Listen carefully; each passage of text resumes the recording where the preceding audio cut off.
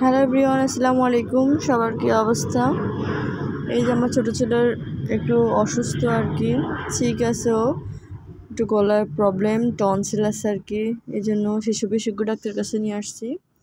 Hospital চলে আসছি আজকে সন্ধ্যায়। ওর 7:30-এ সিরিয়াল আছে 4 নাম্বার, আমি তাড়াতাড়ি সিরিয়াল নাম্বার দিছি। তারপরে যে পৌঁছে গেছি, আমাদের বাসা থেকে 3 মিনিট 5 মিনিট সময় লাগে, বেশি সময় লাগে না। তারপরে এই যে বিকাশ থেকে টাকা তোলার জন্য গেছিলাম, তারপরে ও বলতেছে আমি এটা খাবো, তারপরে যে পপকর্ন ভাজা নিয়ে দিছি ওকে। তারপর ডক্টরটা শেষ করে তারপরে ছিলিপ টিলিপ নিয়ে তারপরে যে মানে ওকে একটা চেক আপ দিছে আর কি।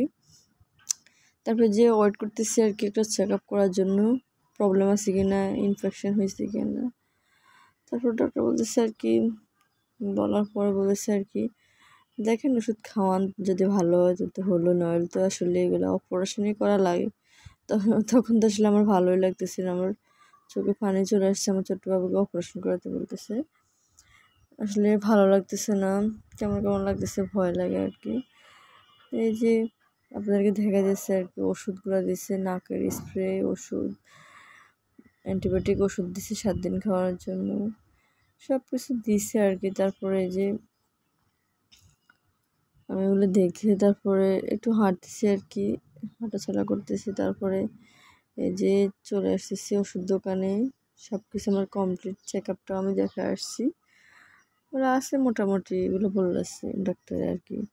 তারপরে এই যে ওষুধ কেনার পরে 1100 টাকার ওষুধ নিয়েছি। তারপরে যে ওষুধ কেনার পরে আমি একটু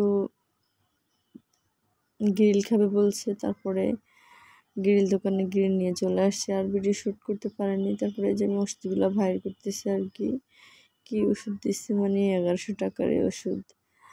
নাকের একটা স্প্রের দামে অনেক, গ্যাস্ট্রিক ওষুধ 2টা আনছি, তারপরে যে সবগুলো ওষুধ আনছি। ভালোই আছে ওষুধগুলো, আল্লাহর রহমতে এখন মোটামুটি ভালোই আছে।